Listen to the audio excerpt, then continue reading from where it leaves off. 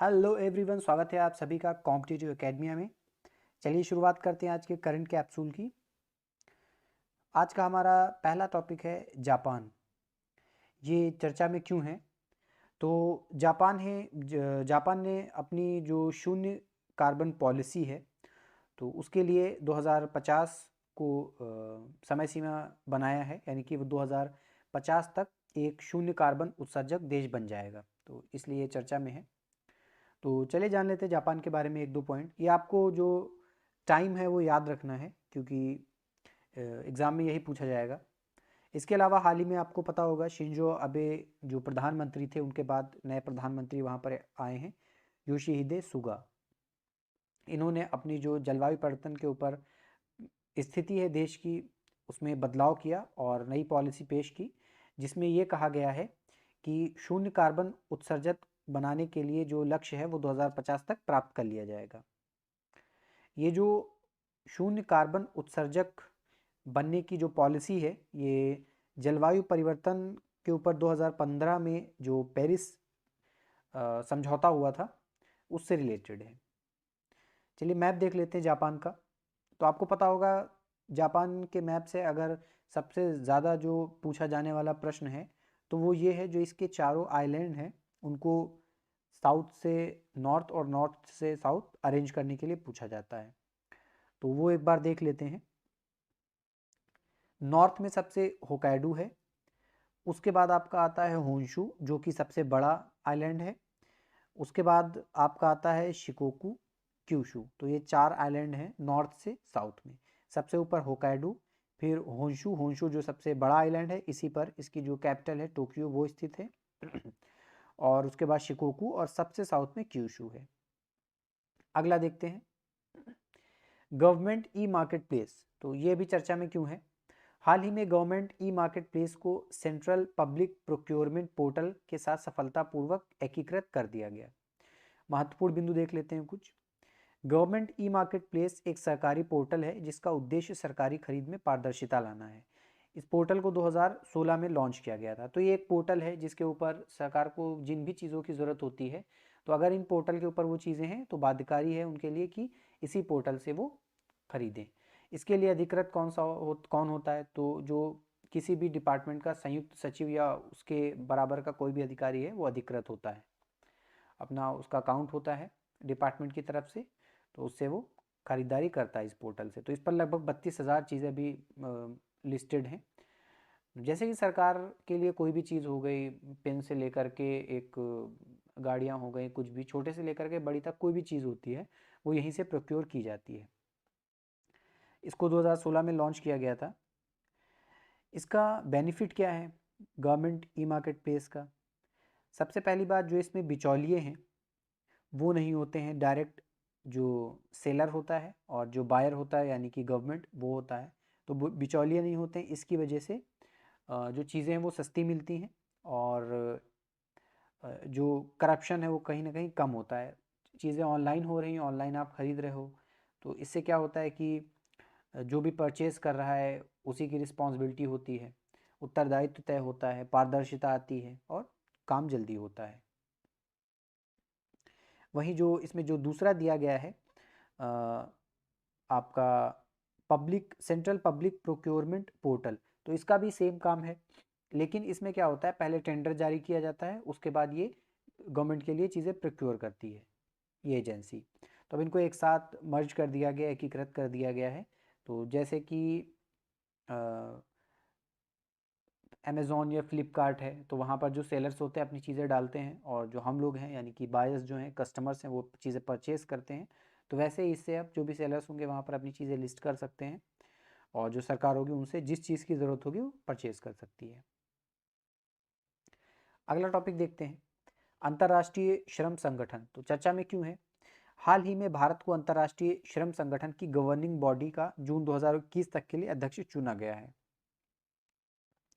Important है, देखते हैं इसके बारे में कुछ महत्वपूर्ण बिंदु। जो गवर्निंग बॉडी है, ये आईएलओ का शीर्ष कार्यकारी निकाय है, जो नीतियों, कार्यक्रमों, एजेंडे, बजट का निर्धारण करता है, और महानिदेशक का जो चुनाव होता है वो भी यही करता है। ये लगभग 35 वर्षों के बाद ILO के जो गवर्निंग बॉडी है उसकी अध्यक्षता भारत के द्वारा ग्रहण की गई है। अंतर्राष्ट्रीय श्रम संगठन के बारे में जान लेते हैं। ये एक त्रिपक्षीय संगठन है। यहाँ पर देखिए त्रिपक्षीय संगठन है, तो इसमें कौन कौन आता है?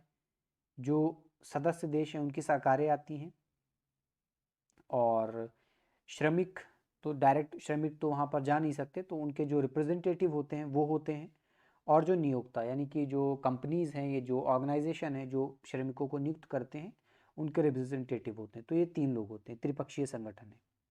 इसकी स्थापना 1919 में की गई थी वर्साई की संधि के द्वारा। इसका मुख्यालय स्विट्जरलैंड जिनेवा है, जिनेवा स्विट्जरलैंड यानी। और आगे दिया गया है कि संगठन में सदस्य देशों की जो सरकारें हैं, श्रमिक और नियोक्ता, ये तीनों सम्मिलित होते हैं। त्रिपक्षीय संगठन है। इस संगठन का प्रमुख कार्य क्या है? ये मेनली जो श्रमिकों के मानवाधिकार हैं उनकी रक्षा करता है। सामाजिक और श्रम संबंधी जो भी मुद्दे हैं उनसे रिलेटेड ये रिसर्च करता है। जो श्रम मानक हैं, जो पैरामीटर्स हैं, उनको सुनिश्चित करता है, साथ ही साथ उनका कार्यान्वयन सुनिश्चित कराने के लिए भी प्रयास करता है। अगला देखते हैं सेशल्स। तो चर्चा में क्यों है? हाल ही में भारतीय मूल के वेवल राम कलवान को सेशल्स का राष्ट्रपति चुना गया है।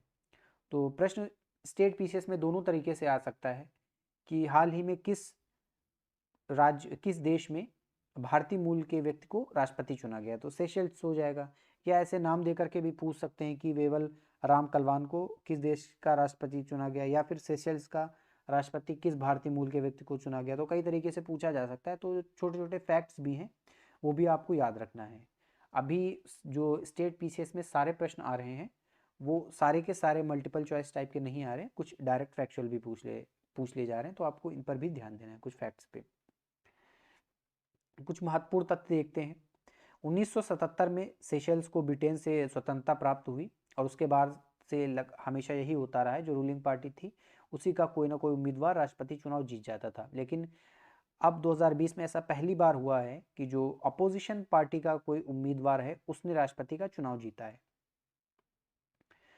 तो वेवल राम कलवान इन्होंने चुनाव जीता है। इनके जो ग्रैंडफादर थे वो बिहार से थे, भारतीय ओरिजिन के।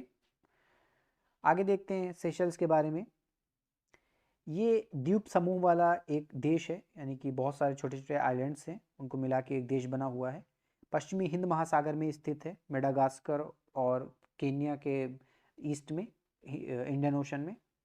इसकी राजधानी विक्टोरिया है। कभी कभी जो न्यूज़ में देश रहते हैं उनकी कैपिटल्स को मिलाने से रिलेटेड भी क्वेश्चंस पूछ लिए जाते हैं। लैमिटी सैन्य अभ्यास, तो ये भी याद रखना है, लैमिटी सैन्य अभ्यास ये सेशल्स और भारत के बीच होने वाला एक सैन्य अभ्यास है, और ये 2001 से आयोजित किया जा रहा है। स्थिति देख लेते हैं सेशल्स की। तो ये आपको ग्लोब दिख रहा होगा, ये आपका अफ्रीका कॉन्टिनेंट है, ये इंडियन ओशन है, ये मेडागास्कर है यह, और ये जो रेड दिख रहा है ये सेशल्स आइलैंड ग्रुप है।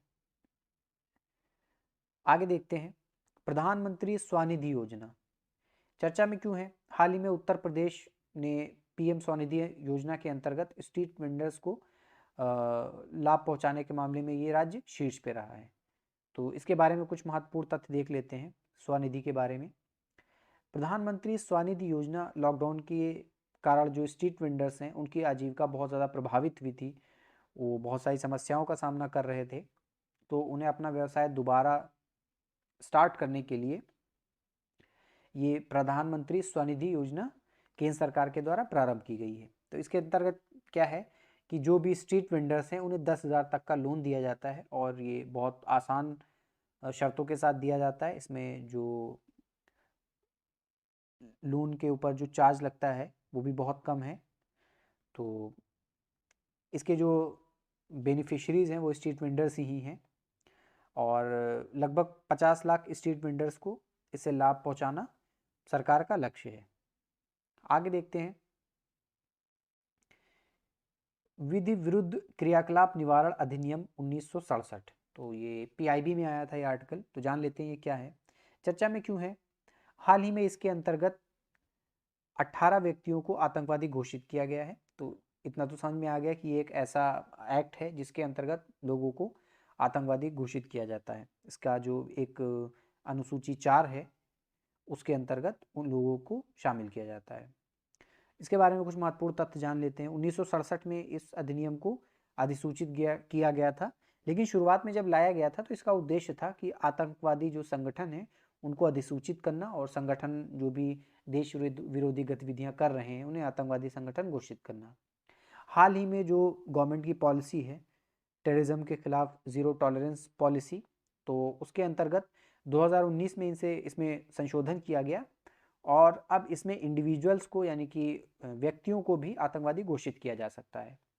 तो शुरुआत में केवल ऑर्गेनाइजेशंस को घोषित किया जाता था आतंकवादी संगठन, लेकिन अब इंडिविजुअल्स को यानी व्यक्तियों को भी आतंकवादी घोषित किया जा सकता है। 2019 में इसमें संशोधन किया गया था। तो बस आपको बस याद रखना है किससे रिलेटेड है। वीओ चिदम्बरनार बंदरगाह ये चर्चा में क्यों है? केंद्रीय मंत्री श्री मनसुख मांडविया ने वीओ चिदम्बरनार बंदरगाह पर डायरेक्ट पोर्ट एंट्री सुविधा का उद्घाटन किया है। इंपॉर्टेंट कुछ पॉइंट जान लेते हैं। पहले जान लेते हैं ये जो बंदरगाह है ये तमिलनाडु में स्थित है। शायद मैं इसमें ये पॉइंट डालना भूल गया। ये तमिलनाडु में ये बंदरगाह है। डायरेक्ट पोर्ट एंट्री सुविधा के अंतर्गत निर्यातकों को कारखाने से अपने कंटेनरों को सीधे बंदरगाहों पर कंटेनर टर्मिनल पर भेजने की सुविधा उपलब्ध होगी। इससे पहले क्या होता था, इसके अलावा जो भी बंदरगाह से जो कंटेनर निकलते थे उन्हें तूतीकोरिन में एक कंटेनर फ्रेट स्टेशन है या फिर इनलैंड कंटेनर डिपो है, वहाँ पर ले जाया जाता था। तो जो ये कंटेनर फ्रेट स्टेशन है या इनलैंड कंटेनर डिपो है, मेनली यहाँ पर जो इनके कस्टम से रिलेटेड जो भी डॉक्यूमेंटेशन होता है वो सब यहाँ पर होता है। तो इससे क्या होता था, एक बार ये लेके जाते थे यहाँ पर तूतीकोरिन में जो ये चल रहे हैं कंटेनर फ्रेट स्टेशन, उसके बाद यहाँ पर लाए जाते थे इस बंदरगाह, फिर यहाँ से ही एक्सपोर्ट होते। तो इससे क्या होता था, बहुत ज़्यादा टाइम लगता था और लॉजिस्टिक्स में काफ़ी ज़्यादा लागत आती थी। तो अब 24 घंटे के लिए खोल दिया गया है। 24 घंटे यहाँ पर डायरेक्ट लेकर के आएंगे और यहीं से उनका डॉक्यूमेंटेशन होगा और आगे एक्सपोर्ट कर दिया जाएगा। तो इससे क्या होगा, लागत में कमी आएगी, एक्सपोर्ट में तेज़ी आएगी। जो बिजनेसमैन हैं या जो इसमें जुड़े हुए लोग हैं उनको सुविधा होगी। तो आज के इस लेक्चर में इतने ही टॉपिक थे। आप लोग चैनल को सब्सक्राइब करिएगा और अगर आपके कोई विचार हैं तो कमेंट बॉक्स में ज़रूर बताइएगा। तो